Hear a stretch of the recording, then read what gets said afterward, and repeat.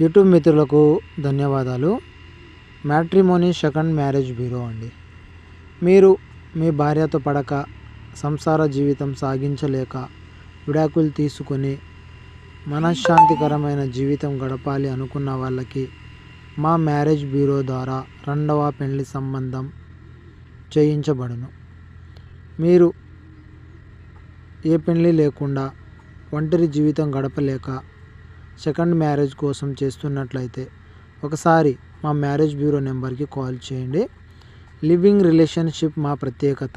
ఆడవాళ్ళతో రిలేషన్షిప్ వాళ్ళతో మాట్లాడడం కొరకు మేము ప్రత్యేకత చూపిస్తాము.